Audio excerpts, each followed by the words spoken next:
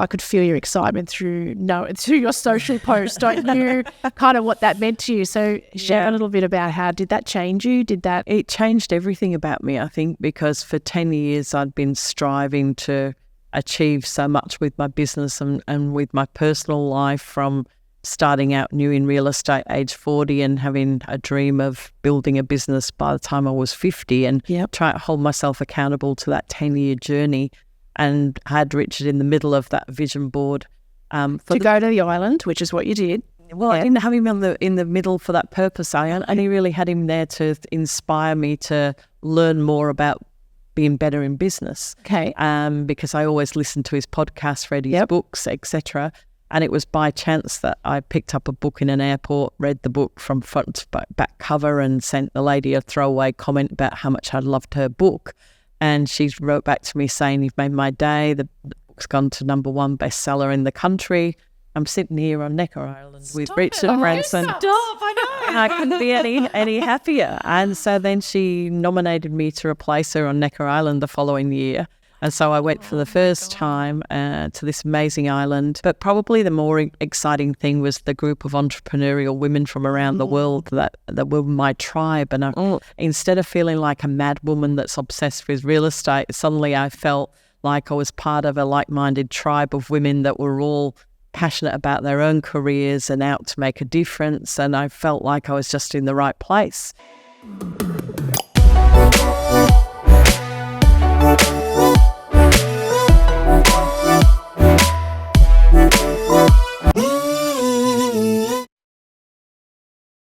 Welcome to another episode of the Unreal Estate Podcast. Super excited today. Huge welcome to Cathy Baker. Cathy's a highly acclaimed and industry-renowned market leader in high-end real estate on the Central Coast. As a bit of an intro for you, Kath, before we dive in. Thank you, Michelle. Cathy I'm going a bit more. I'm going to sing your praises a bit more. Cathy consistently is achieving exceptional results for her clients, building lifelong relationships one transaction at a time. I know you're very passionate about that. Principal of Belle Property, you have a long list of prestigious awards. You hold numerous suburb records, including the highest sale on the Central Coast. You have a background in interior design. You excel in property styling and home improvement, and you are editor-in-chief of Life and Style magazine. We are absolutely thrilled to have you with us today. Thank you so much for taking the time out of your busy schedule. We can't wait to dive into a few exciting topics. Thank you, ladies, for having me. Yeah, that's great. So I guess to start, tell us a little bit about where you're at. I know your business has become a bit more diverse these days. You've got a few offices and you're doing Belle Escapes. You've got so much happening. So fill us in. Where are you at these days? It's all. I always feel like I'm a little bit of a mad woman. There's always so much happening at once. As we sit here today, tomorrow is our Game Changers launch for the magazine, and we're going down a new track with the magazine and media company. So we've got Olivia, who's come on board, who's our advertising agent. We've got a new editor-in-chief and also a new graphic design team that are working on a new look and feel with the magazine. So that's really exciting. Just about to expand and open a new office. I know, tell us. Is this the announcement? No, I can't quite announce yet, but there will be a third office and a new team coming on board with us. So that will be exciting on the 1st of July. So exciting. Belle Central Coast is getting a much larger team, but really great substance. I think the thing that's probably I'm the most proud of is when I set my 10-year plan 10 years ago was to have the most relevant and respected agency on the Central Coast, and that feels like it's turning into reality very quickly. So it's phenomenal what you've achieved. Yeah, it really is. So your current offices, for those that don't know, is Kilcare and Terrigal. Terrigal, yeah. And how big's your team now? We've got a team of 34 now. My goodness. So that's grown with the right people, great culture inside the team. Everybody working together in a united way and supporting each other, which is the most important thing for me, that I've not got any big egos or people that can't work as part of a team. And the synergy between everybody is just really great at the moment.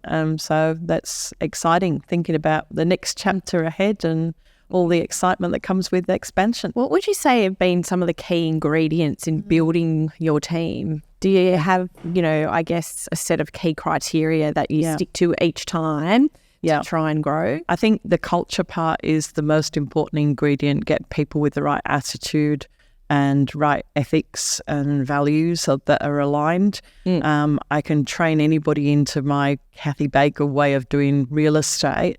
But if you get people with the wrong attitude or the people that, are not team players, then it upsets everything within your business. So that's been key. I've got a lot of people that have come from service backgrounds, other industries that we've trained on that. Yeah. And a lot of cadets that have come in from school that have come in at a real infancy stage that we've trained through.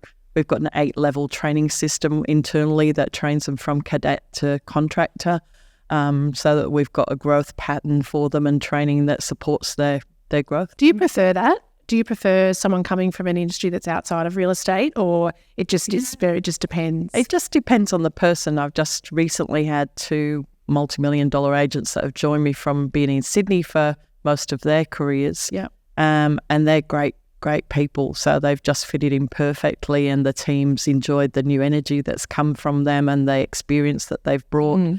So it really just depends on the person, but, open to both and, really enjoying watching everybody grow and get to the next level. It's so good to see, where you started. How long ago did you open? 15 years ago I started in real estate, but I've been Belle for 10 years this year. Yeah. Wow, congratulations. Yeah, it's to see, you seem to have really hit your straps maybe in the last, would you say, 5 years? Yeah, lots of learning lessons along the way.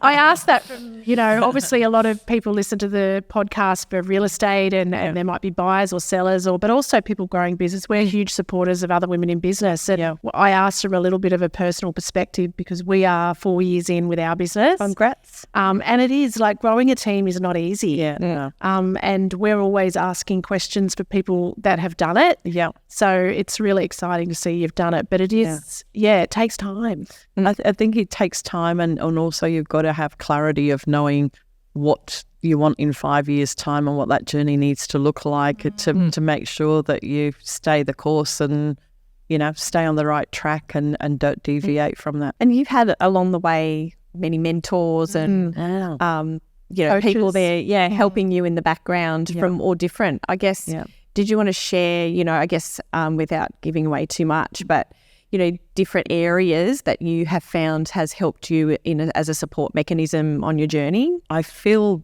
that having a coach and mentors are a really important part of your journey because holding yourself accountable to somebody else really sort of allows you to sort of make sure that you stay in the course and you stay on track. So I have a combination of life coaches, mentors and real estate coaches as well as, my idol, Richard Branson, that I use as a guiding light in business as well. But the combination of all of them, I think, really have helped me fast track my career. And I think it's a key fundamental in business that gets that alignment and makes sure that you're having other people pull you into line if you need to or giving you some ideas as to how you could cover the hurdles. I mean, we all get things that we've not experienced before and need to know how to best handle things. So getting advice from somebody with more experience than you yourself is always a great way to go about it. We notice it's definitely a theme, top performers like you in that, really top percentage of achievers have all got support people. They've got business coaches, personal, coaches that help them. I guess it leads into, perhaps another question that we have for you, the balance of driving your business forward, building a business, maintaining a healthy lifestyle. How do you prioritize, balance all the things that I know other people struggle with? We do. Yeah. And as a woman, you're busy, you've got other, kids, whether they be grown up or little or whatever. Yeah. How do you manage all of that? Have you got any tips for that? Look, I think the lessons that I've learned in that side of things are really to make sure that you've got great structure and great systems around you because the structure sets you free and just protecting your time and your energy, when you're being present for a meeting, being present for that meeting and, making sure that you allow enough time for everything that you need to fit into a day, but also making sure that you plan your own personal time into your week in the same way that you would do a private appointment with somebody, so that the non-negotiables are in there and you've got time for exercise, personal time, partner time, your own time, because it's just as important. And in order to give your best, you've got to be at your personal best. Do you think there's times in the early days where you may have let that, you didn't prioritise those things? Only for about 10 years. That was a loaded question, wasn't it? Kind of knew the answer. But we all do it. We're going through at the moment. I think, and I saw something on social media last night from another very successful buyer's agent, actually. And he said that often when you start a business, burnout at some point is inevitable. Yeah. It's going to happen, and it's about, recognising when that happens to take time out, because we have felt it as well. And I think a lot of real estate agents felt it after COVID. Yeah. And I think it is a natural thing, because you're passionate about what you're doing and you want to put in 100%. There's never enough hours in the day. So you just keep ploughing forward until you hit your absolute max. Yep. And that usually brings with it all the deficits of eating dinner too late and not doing enough exercise and all the other things that go with that. And so, it's very easy to fall into that trap. And then, at some stage you have to reassess how you're living your life and if you're living your best life. And, that's something I've always done life plans with my clients and with my staff.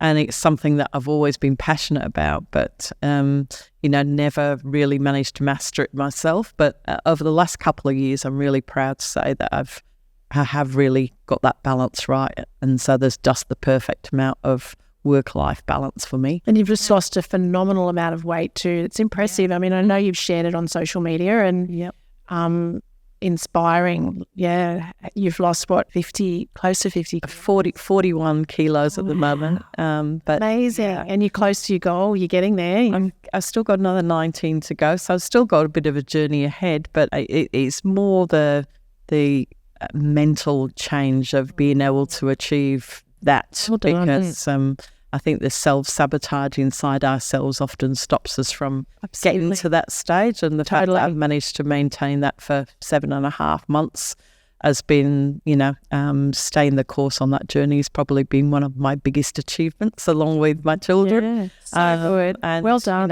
It's not over yet, but there's, I've got a marathon for my 60th birthday in mind, and a few other things on my bucket list to achieve next. But I just feel that I've got rid of I'm not fearful of anything anymore in life, which is part of, this personal journey that I've been on, which is great.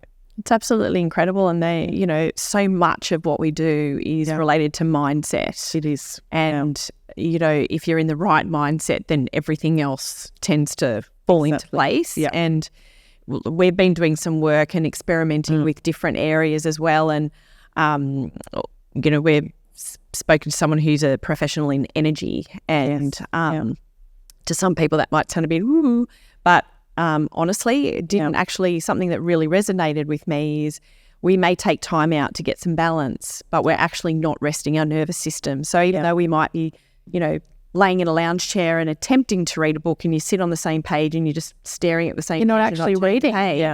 But internally, the nervous system is still going and the mind's still. So it's not really finding balance. And I couldn't believe it. She hit the nail on the head. And I thought, because I was, why am I so exhausted all the time? I cannot get past the exhaustion. Yeah, it came down to, well, is your nervous system relaxing or recharging? No, it's not. That's right. So, and once you get in tune with your whole body and how it works that way. So true. Getting in tune with it. It's an incredible difference, When you're aware of the energy that you're not only feeling but putting out there. Yeah.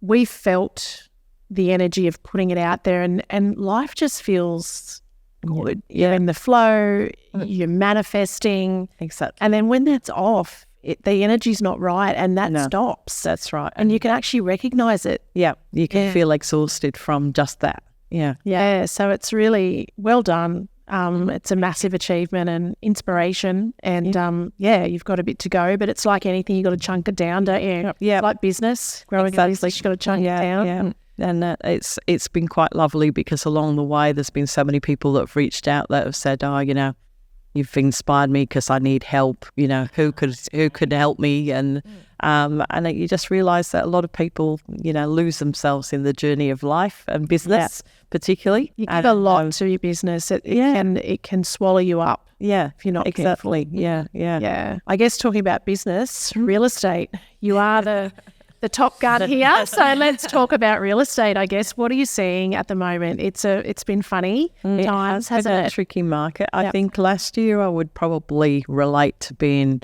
nearly as hard as the GFC as far as the trends that we saw, the unpredictability in the market and how few transactions were going forward.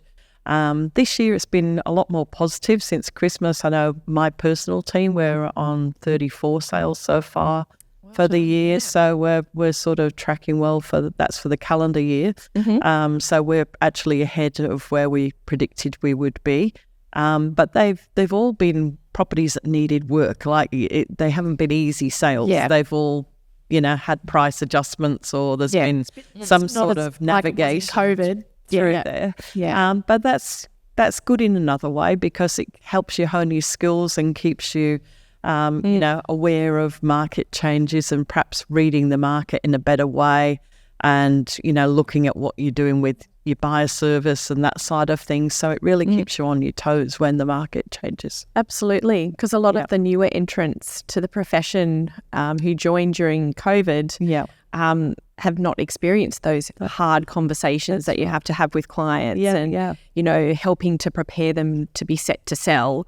Even though, yes, they're on the market, but that doesn't necessarily mean they're ready to actually negotiate. That's right. And I think a lot of people during that time stopped prospecting because the market was so buoyant, whereas, you know, now they're having to work to basics. Back to prospect, the old roller coaster ride of real estate, the door knocking. So you see the difference between people that have got a relationship-based business as opposed to a transactional business, because they're the people that can always do business with somebody because they've got people in the pipeline and they've got a solid database of people that are, you know, they've stayed in contact with and nurtured, so they can always pick up the phone and make a call to somebody, as opposed to a transactional real estate agent that's just money hungry and numbers. That's just doing the numbers, but it's got to cold call all the time, you know. And so that's the differentiation.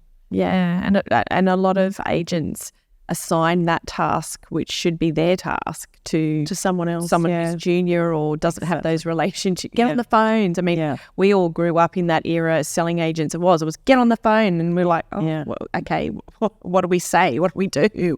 And it was just pick up the phone, talk to someone. That's right. The craft is really in the scripts and dialogues that come from the associate listening to the agent making the calls and understanding how that dialogue's used and changed for everybody that they're talking to. And, you know, it's still as important today that we do role playing and training and scripts and dialogue training to make sure that we're having the effectiveness with those calls. And calls by far are more effective than emails, text messages and anything else you can do. It's personal connection with people that gets the cut through. That's the thing. It's always going to be that way. You can have as many systems in place as you like, but unless you're picking up the phone, even we say it. Sometimes when I'm having a day where I might, you know, be feeling low energy or you're not quite sure what to do or whatever, and I say this to our team, just pick up the phone. And they say, well, who do I call? Call anyone. Call anyone. Call an agent. Call a mortgage broker, call a client, call a past client. Doesn't matter. Just pick it up, because having conversations promotes relationships and business. And I guess we're trained as sales agents as well. So pick up the phone. You know what to do, ring someone. That's right. So it's always good advice to do that. Are you seeing different segments of the market perform differently at the moment? I know you operate in the top end, but you've got a team that are across all price ranges and suburbs. What are you seeing top end and sort of that mid-range? Yeah, I think it's interesting because I sort of have more of a coastal approach to real estate than probably most agents, because I cover a wide area.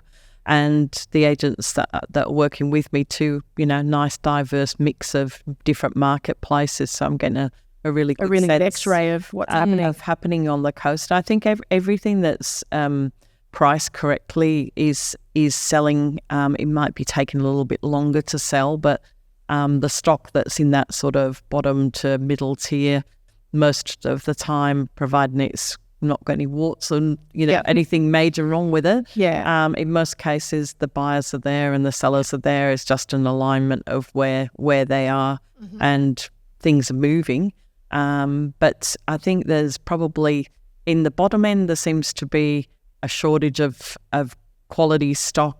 There's sort of to cherry pick between. And in the high end of the market, there's a shortage of good quality properties on the market because of the time of year and because of the fact that what happened with the market, a lot of people retracted and were prepared to wait until they'd seen signs that there was a more positive market there.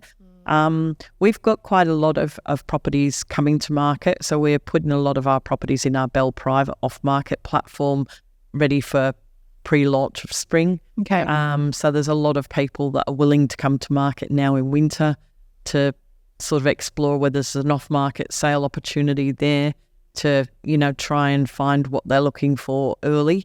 And there's a lot of buyers that we're working with that are actively looking. So I don't think there's any surprise in the market since the beginning of the year. I think there's a strong buyer market. There's stock there that's just got to be adjusted in most cases because that market last year really did have an impact on price. And where are you finding most of your buyers are coming from? I guess it's probably different in the different price ranges, but I guess let's start with the high end. Where are most of those buyers coming from currently? Yeah, the eastern suburbs and lower north shore of Sydney are pretty much the two pockets that predominantly most of my buyers come from. Northern beaches to some extent, especially on the peninsula. They're probably more northern beaches. They do tend to gravitate towards the peninsula. And some of the inner west from that part of the Point Clare sort of Gosford area tends to get a lot of people, and the bays tends to get people from a different pocket altogether. But traditionally, most of our buyers are probably Sydney buyers.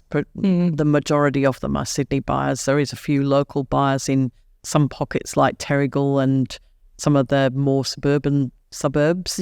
But generally, the majority of our buyer market is Sydney-based. They owner-occupiers? Sorry, Nina, they owner-occupiers? We've got a bit of a cross mix depending on the suburbs, obviously. The beach suburbs are probably more mixed of holiday makers and investors. And your classic suburban areas, more families. And are you finding investors, we always find they come and go, and holiday homers. Are you finding the same trend? I've not seen a decline in holiday home buyers since COVID. They've just been probably taking longer to make the purchase, but they haven't disappeared. And even though the holiday rentals are less predictable and less lucrative than they have been because of the overseas travel and interstate travel opening up, and every cruise ship's got a special on at the moment. But they seem to be prepared to balance their own personal use with lack of less income from holidays. But there's still probably a large percentage of our buyers are holiday home buyers. That's interesting. I would have thought it would have maybe dropped off a little bit more than that. Yeah, very interesting. And I guess we had a conversation at a property a little while ago, and we were just exploring, I guess, how many clients or how many transactions do you make using buyer's agents, whether local or Sydney-based? And your answer was very interesting. Look, we sort of network with a large group of not only buyer's agents, but also a lot of Sydney agents and referrals from our Belle offices as well. But we find that I'd say that a lot of the clients that we're dealing with in Sydney are not using buyer's agents, which is the disappointing thing, because we see it too. They spend such a lot of time driving up and down the freeway and coming for second and third locks without engaging somebody to help them with that service. And I don't know whether it's a lack of exposure or whether it's people just not seeing the value or why they're not going down that track, whether they're not educated in how that could save them time and money.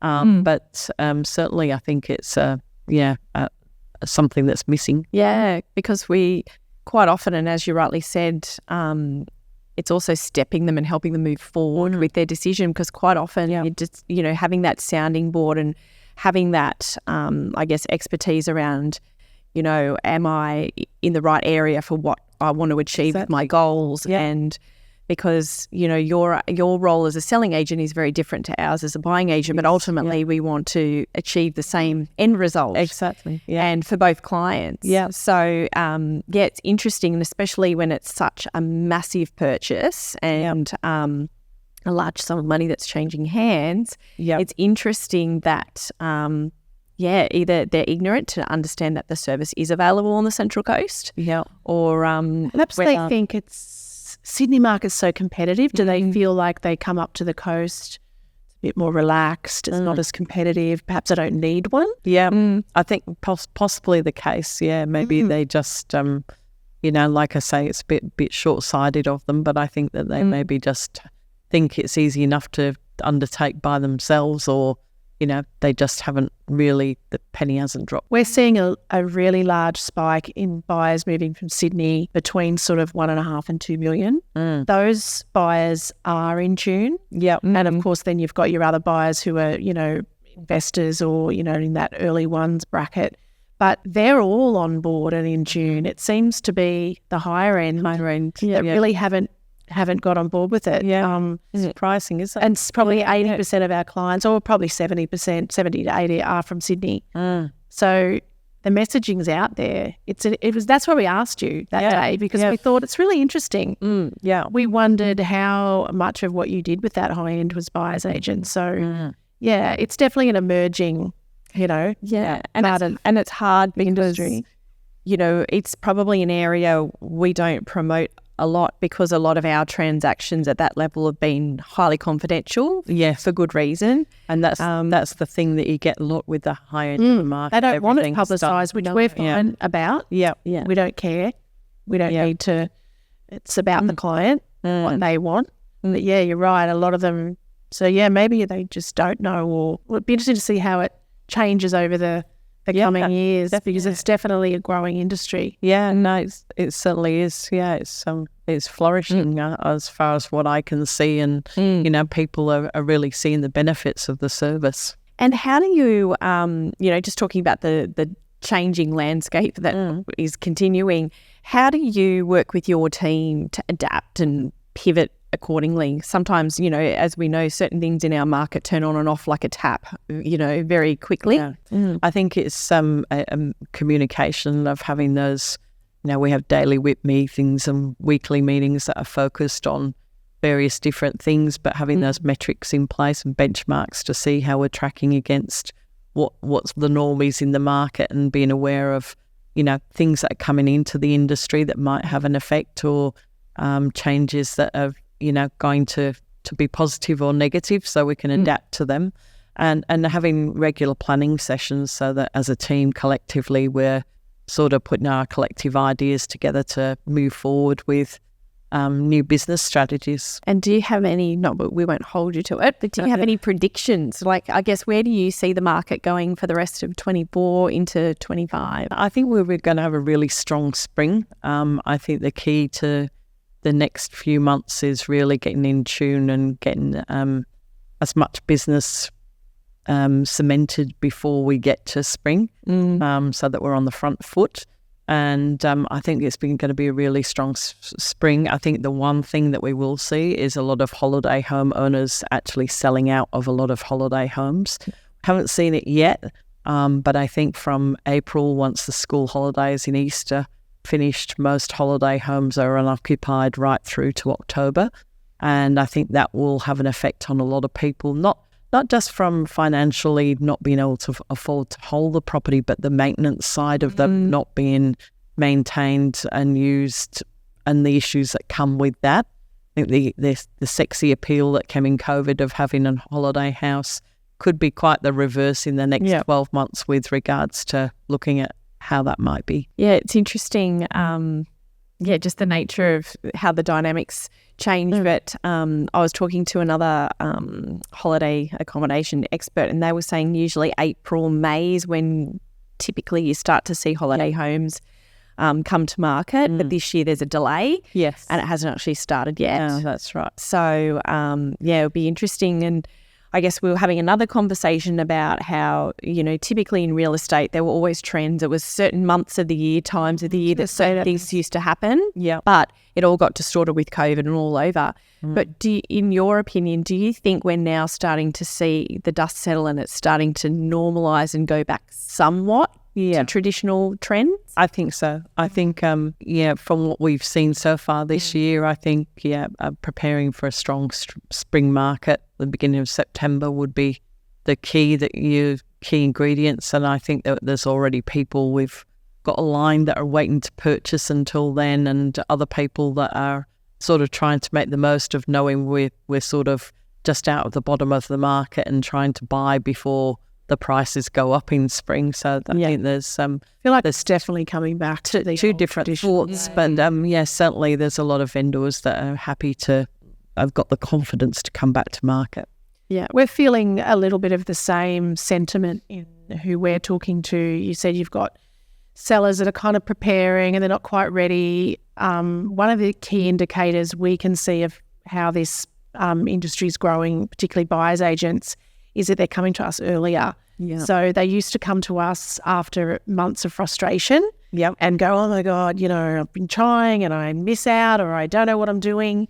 And then they're coming. Now they're coming before they even put their property on the market in Sydney and saying, I've got my agent lined up, I'm going to list my property, but I want to get ready because I'm putting a 90-day settlement period on, and I want to get cracking as soon as we get an unconditional. So that to us indicates that people are becoming more aware. Yeah. And we've got more people in the pipeline than we ever had. It was normally for a while, it was like, right, we're ready, let's go. We're frustrated, we need to buy a house. And now we're having to manage that pipeline a lot differently, which has been an interesting growth in our business. Yeah. There's also a lot of coaching involved with people coming to us earlier. They also aren't 100% sure on how they need to be ready to purchase. And we're hearing it more and more. We're even hearing from selling agents that they're working with buyers and they get to, cooling off periods or the point of negotiation, and then through that process they're finding out that they're actually not ready to proceed. And interestingly, we're seeing that with the inquiry that we're getting as well. There's a lot of, I guess, uncertainty, or there seems to be confusion and uncertainty about what actually needs to be in place for a buyer to move forward. Do you see that with your team?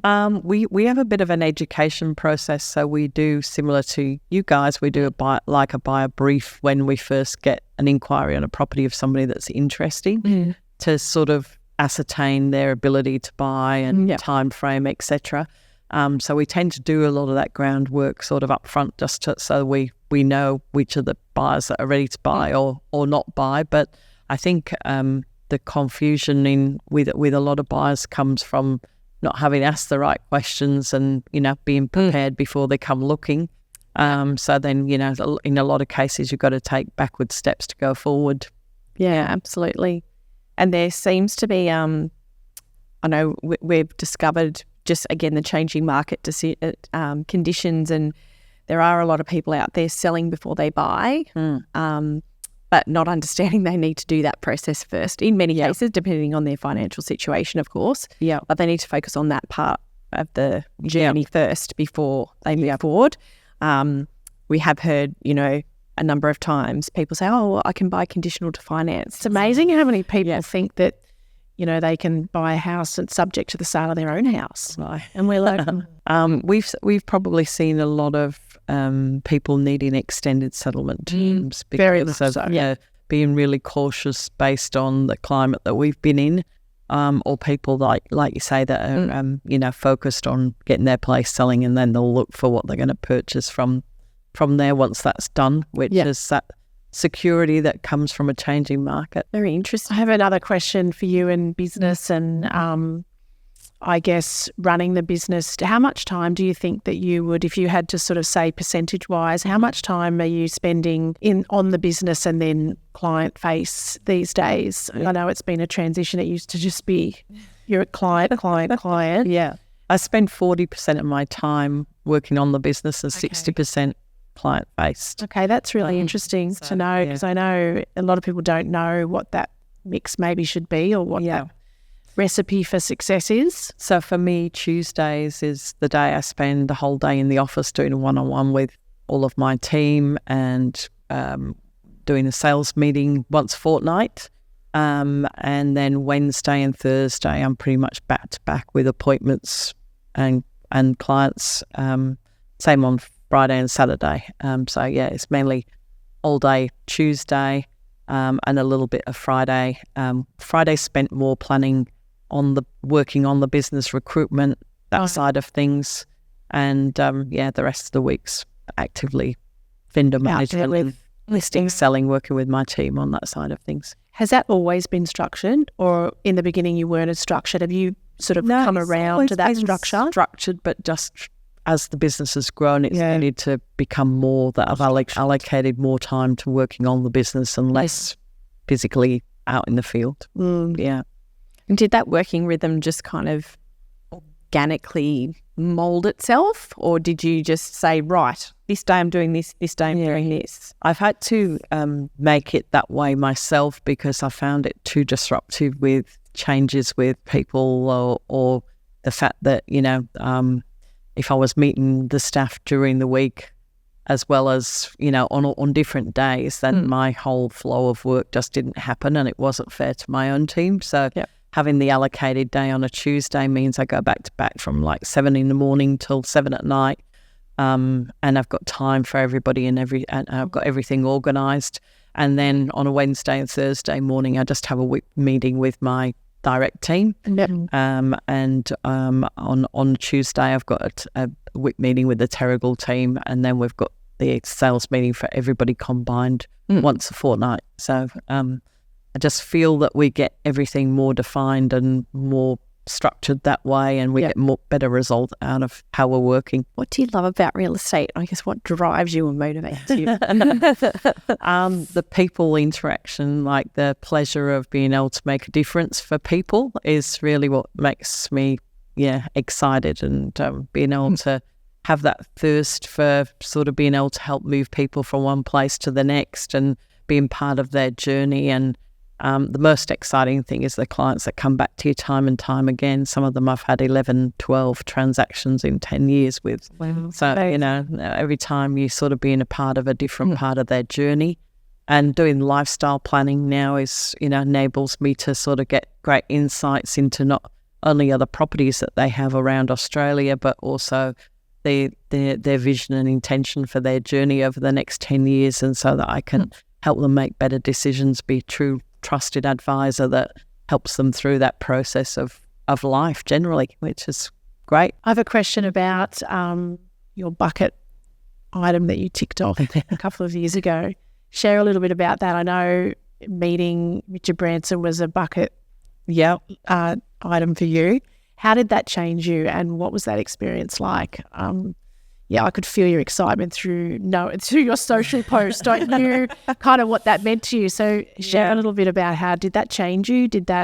It changed everything about me, I think, because for 10 years I'd been striving to achieve so much with my business and with my personal life, from starting out new in real estate age 40 and having a dream of building a business by the time I was 50, and try to hold myself accountable to that 10-year journey. And had Richard in the middle of that vision board. To go to the island, which is what you did. Well, I didn't have him in the middle for that purpose. I only really had him there to inspire me to learn more about being better in business. Okay. Because I always listened to his podcasts, read his books, etc. And it was by chance that I picked up a book in an airport, read the book from front to back cover, and sent the lady a throwaway comment about how much I loved her book. And she wrote back to me saying, "You've made my day. The book's gone to #1 bestseller in the country. I'm sitting here on Necker Island with Richard Branson. Stop, I know. And I couldn't be any happier. And so then she nominated me to replace her on Necker Island the following year. And so I went for the first time to this amazing island.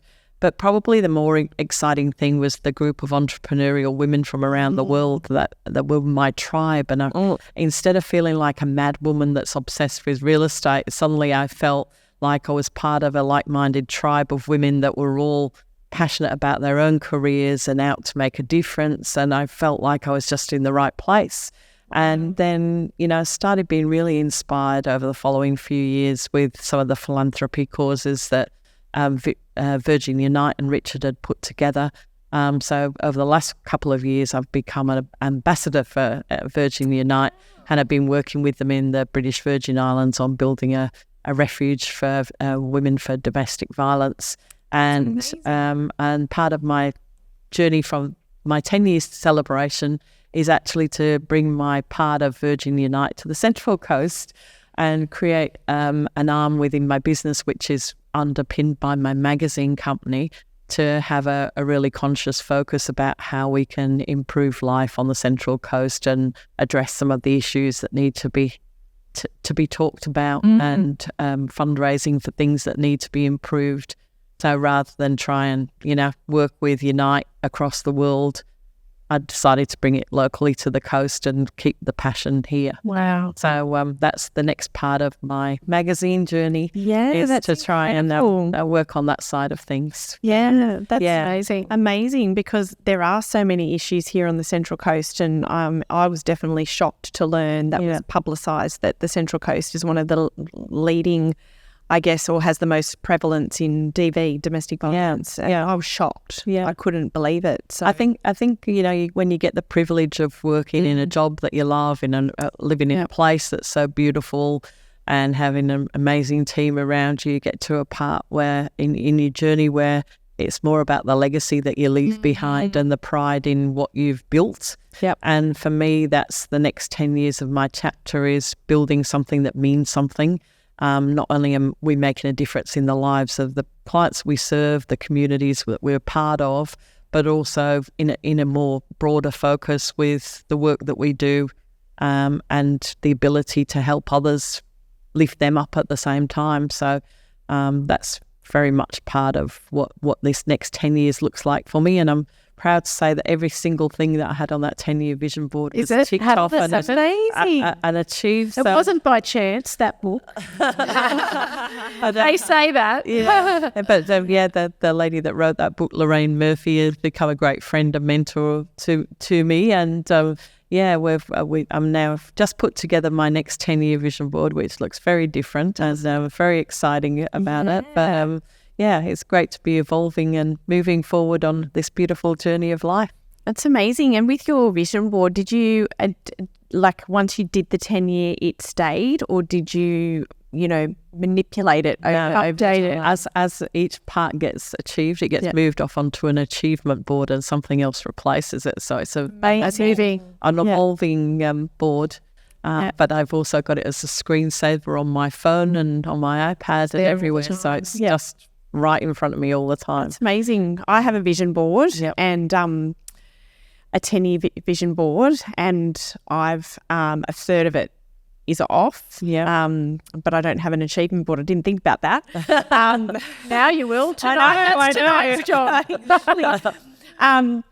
But I'll be honest, before I did it, I thought, oh God, a bit hocus pocus kind of a thing. Anyway, I started off in another form. I used to write down every year what I wanted to achieve, and then I wouldn't revisit it. But then I did at the end of each year, and I was so shocked at how much actually happened and how much I ticked off. So then it morphed to the vision board, which is up in my bedroom. And I'm trying to get my husband on board with it. But he's now started seeing me take things down. He's like, oh, so he's actually contributing to the 10-year vision board. Well, there you go. So it definitely works, and it's so inspiring to hear that, it's law of attraction is an amazing thing. As soon as you've got clarity about where you're heading, everything sort of opens up and the journey unfolds. And it's really exciting to see how quickly it can happen once people get aligned with what that picture can look like. Agree. And it's sort of about wanting to achieve those things, but letting go of the outcome and how you're going to get there exactly. It's just having faith in the process. Having faith that it will happen, but it might not happen the way you think it's going to happen. It might happen in a very different way. And we somewhat had to, listen to the universe to do what we did. I didn't think I'd start a business at 52. But, we ourselves have our 10-year plan as well. So it's been really inspiring to hear you talk. And you've always been a massive contributor to your community. It's always been something that I've admired about you, and you're so respected in your own community. You absolutely own Killcare. The community love you. You give so much. So it's a really great example of how to give back. Thank you. It's been really lovely to have you here today. Yeah, thank you. I've enjoyed being with you. We know how busy you are, so we're very, very appreciative. And we've covered some amazing topics, personally and professionally, which, it all comes back. You've got to have the balance of both, right? Exactly. And as we said, we're super supportive of other women in business, and we wish you all the best with your new office. Thank you. Can't wait to see you. You'll be getting an opening invite once the time is there. Actually, we'll see you tomorrow night. Coming tomorrow night. So we look forward to that, and party after the next. For the next few months. And we absolutely love watching the journey. So thanks, Cathy. No, thanks for having me, ladies. Very much. Appreciate it. We hope you enjoyed this episode of Unreal Estate. If there is someone that you think would benefit from the information that we've shared today, please feel free to share this episode or leave us a comment. We'd really love to hear your feedback. We release a new episode every 2 weeks. So to stay up to date, hit follow or subscribe, and we'll see you in the next one.